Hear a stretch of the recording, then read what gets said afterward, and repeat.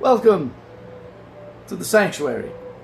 I'm Kyle, and I'm here to tell you, never be afraid to step into the pleasure den of the absurd.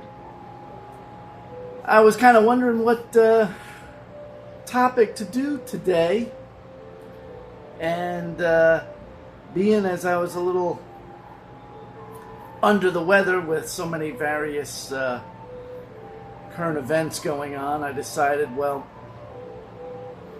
we got to spread good cheer, good music, and tell everybody about the Axis. The good Axis. Axis. Bold as Love. The second album by the Jimi Hendrix Experience. A somewhat popular album, yet, I don't know, somehow doesn't get talked about enough. It gets sort of lost in between Are You Experienced, the explosive debut, and then the later, masterwork of Electric Ladyland. And that might be because, as producer Chaz Chandler said, they were just doing recording after recording. And so, in his mind, we were recording Axis songs when we were doing songs that were on the first album, Are You Experienced? So the two kind of blended together. Perhaps in a way, they are two great bookends, because where Are You Experienced had great songs and a great, dynamic with the musicians. With their second album, the songwriting really started taking more of a prominence than the fiery guitar aspect that Hendrix was exposing to the world. So yeah, Axis Bold as Love really shines in the songwriting department. And yes, it is kind of a sonic continuation from the first album, especially in the fact that they were only allowed so much in regards to the equipment, the recording equipment that they were using. So it does kind of have that, for lack of a better word, primitive 60s sound, while still expanding the sounds that they could get, and as far, especially with the overdubbing of instruments, and you get a lot of flange on this one. John Lennon loved flange when the Beatles did it, and it's on here to great effect. I just want to show you this one. This is an original stereo album that was gifted to me, and it opens up like that. It should be a nice poster, hanging on your wall. And when you open up the inside, it gives you all the lyrics, which is very nice. Again, highlighting that songwriting, that good songwriting that Jimmy was doing. So here's the inner label there for side one. The Yameta was a something that Jimmy's manager Michael Jeffries created. He also did the created the publishing company that that was publishing Jimmy's songs. So let's just quick run down this song list and talk about it with everybody, because more than ever we got to spread love into the world, and this is a great album to do it with. It opens up with EXP, which is a chance for Jimmy to do a lot of feedback, a lot of guitar static, and they have like Mitch Mitchell, the drummer, be like a radio announcer, and Jimmy portrays this man called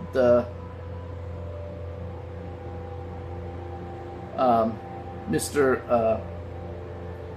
Caruso, Paul Caruso, which was actually a friend of Jimmy's.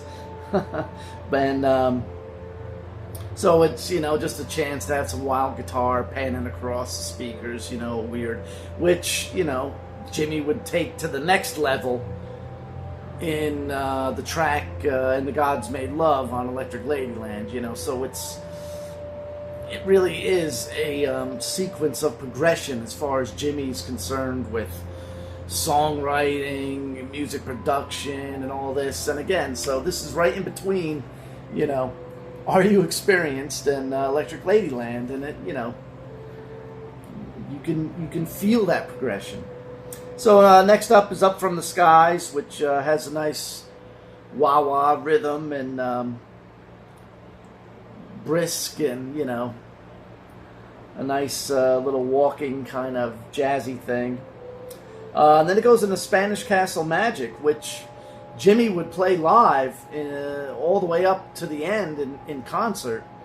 I think this might probably be the only song that from this album that he ever played live, and he played it all the way to the end.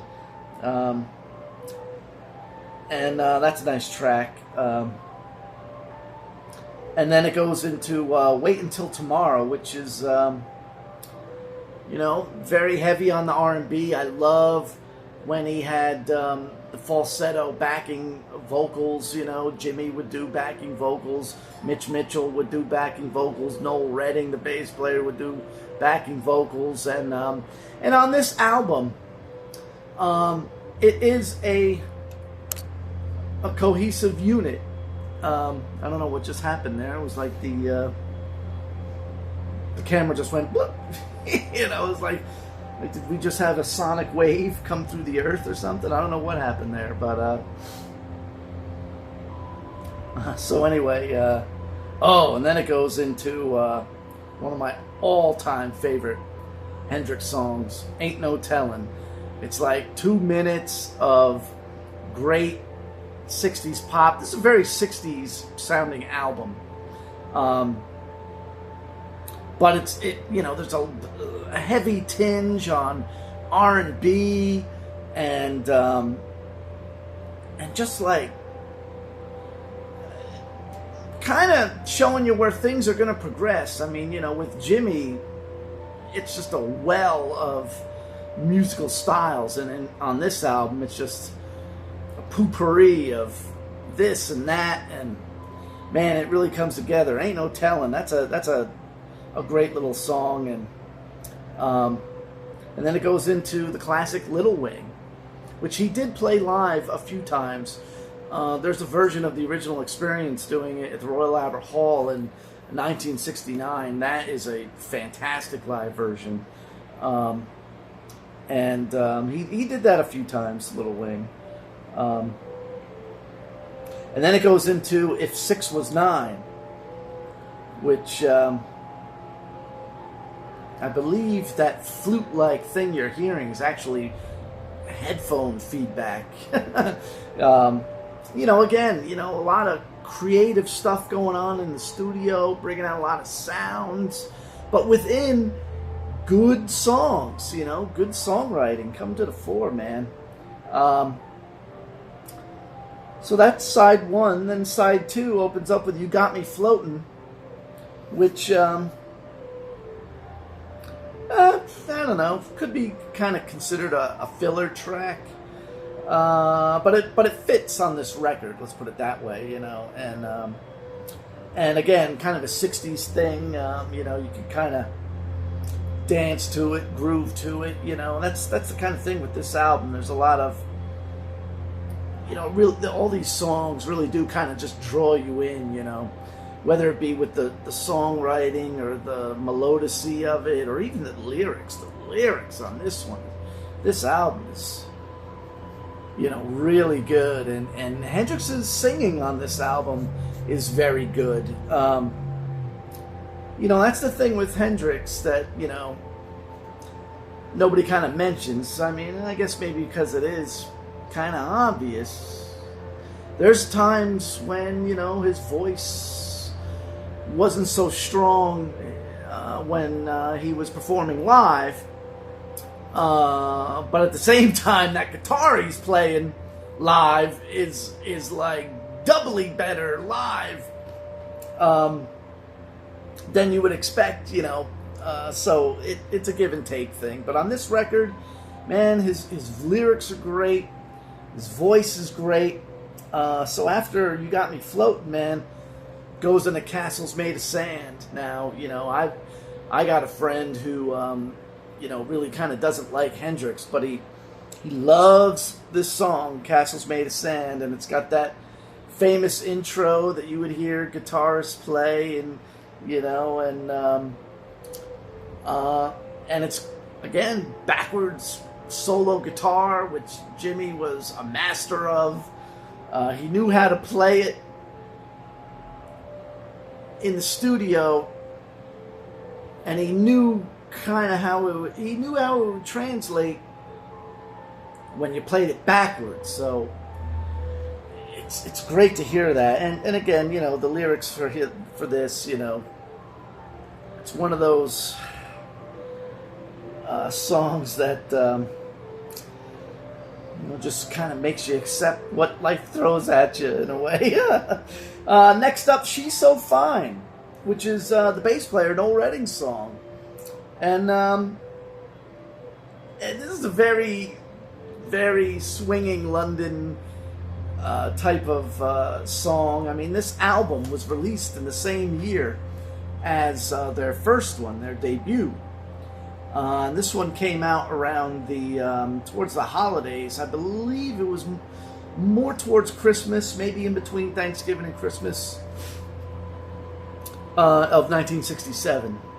And so, you know, that's when the Beatles did, you know, "All You Need Is Love," and "Sgt. Pepper," and the whole boom, the swinging scene of swinging London, you know, and all that. So "She's So Fine" is a great example of that. Next up, "One Rainy Wish," which, you know, you'll hear Jimmy do this call and response with his guitars, which, you know, you'll hear him do to great effect later on with like Astro Man, you know. So I mean, you can see where Jimmy's what he's doing with this stuff here in the here and now of 1967 of this album. But you can also hear later like where he's going to develop that into. So you hear a lot of later stuff in here. It's hard to say. I don't know. I hope you know what I'm saying. But oh man, next up, the funky "Little Miss Lover," man. Just funky, wah wah. I mean, you know, people, you know, when they talk about a certain genre of movie, and they go boom, boom, boom, you know. Well, this song has it, man, and you know, you gotta hear it, man. "Little Miss Lover," that just rocks. And next up, the title track, "Bold as Love," lovely ballad, you know, and you know, great lyrics, very melodious, and then, you know, you get a little drum fill, and then boom, here comes the ending, and you get this super flanged guitar, and it's just like all dramatic and everything, and that closes the album, man. EXP, Up From the Skies, Spanish Castle Magic, Wait Until Tomorrow, Ain't No Tellin', Little Wing, If 6 Was 9, You Got Me Floatin', Castles Made of Sand, She's So Fine, One Rainy Wish, Little Miss Lover, Bold as Love. A really good album that, again, showcases Jimmy's great songwriting as far as the music goes, great lyric writing, great singing. The band is great, you know, and all of them are singing on it. Mitch Mitchell sings on it. He gets to do a voice in the beginning of the album. Noel Redding gets a song that he wrote on there, and Noel Redding also gets a song on Electric Ladyland, which is great. And so this is right here is I put 2 albums together. This is probably the one album I have the most copies of. I seem to have 5 copies of this album, and it's a good one. They you can also buy they they did a re-release of the original mono mix, which is very good. You know, it's very, very good. The stereo mix, Jimmy and engineer Eddie Kramer kind of never really liked, because he lost one of the master reels. He left it in a taxi, they did a mix, and he had that reel in it, and he lost it, and they had to quick and rush do another stereo mix so they could get it released. So that was that. But yeah, it's kind of a, you know, again with the 60s, getting into Eastern Hindu kind of spirituality things. But the album itself, inside, a lot of R&B, funk, folkiness, ballads, riffs, distortion, feedback, dive bombs, flange. I mean, it's got a lot, and I urge you to check it out. And with that, I want to thank you for watching. Again, if you like this video, please click the thumbs up button, give it a like, and if you really like what we do, just set the camera down.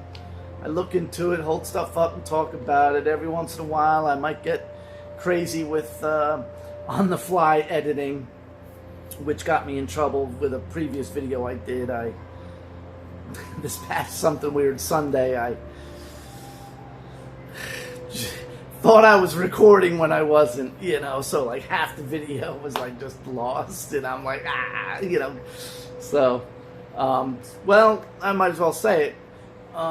You know, I'm doing these edits on the fly by just pressing the pause button on the camera. And so, you know, if you see me wearing different clothes, well, I got to take them off, put them on, and do all that stuff. But what I'd really like to do is get a dedicated laptop so I can better trim these videos for the, you know, ADHD YouTube crowd that likes them that way. And I totally understand that. But that's where I need your help. So in the description, you know, I got a PayPal if you want to donate to help me achieve that goal. And essentially we'd share in the benefit of edited videos. But that's for you to decide.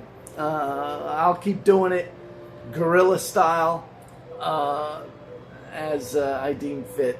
So again, thank you for watching. Let's put a little bit more love and peace into the world. It's easy to do You don't have to do much because, man, we got to radiate good vibes out there, man. There's a lot of static and a lot of conflict, and you know, war is over if you want it. And so let's pray for peace. Let's pray for unity. And you know, unity also means, you know, if you don't like what somebody's doing, just leave them alone. Let them do their thing, and they'll leave you alone so you can do your thing. And then if somebody else likes it, we all share in it, you know, and all that kind of stuff spins around enough to where, hey man, so long as nobody's being jumped on and whatever, everything works itself out, man. You know, so let's stick to the natural way, and I'll leave it at that. Thank you for watching. You're always welcome to visit me here in the pleasure den of the absurd.